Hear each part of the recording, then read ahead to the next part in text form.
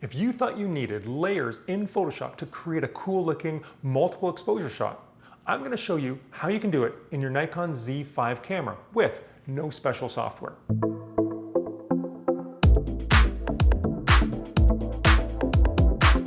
Before digital came along, if you'd seen shots like these, chances are it came from someone doing a double exposure shot in their film camera.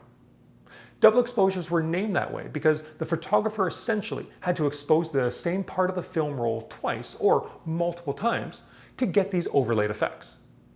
This involved rewinding the film back to the exact spot that you just took and snapping another photo.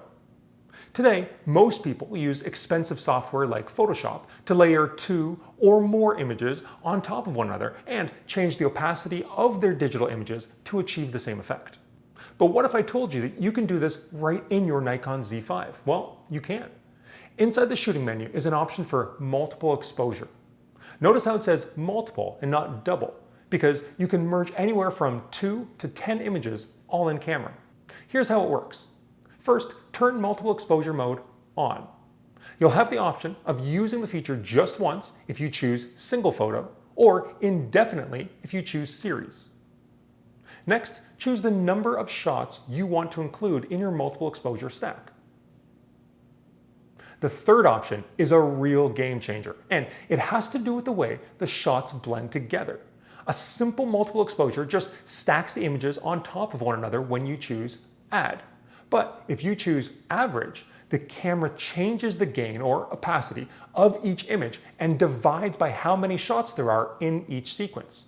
There's a lot of processing the camera has to do when it creates these multiple exposures on the spot. So the Z5 actually is taking the individual photos in RAW and then merging them into one JPEG. The Z5 even gives you the option of saving all of those individual RAW files that were used to create the multiple exposure. As I'll explain in the next step, being able to save the individual NEF files gives you a lot of flexibility. The Z5 allows you to use any previously taken NEF on the memory card and use it as the first image in your multiple exposure stack. That means that any of the NEF files that were created from the last step I just mentioned, or can you imagine taking a shot in the city or woods one week and then layering that with a shot you took in the studio today?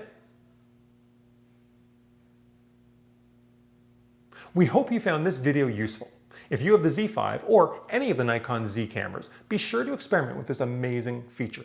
Go to our website for more details on the Z5 and subscribe to our channel for future updates.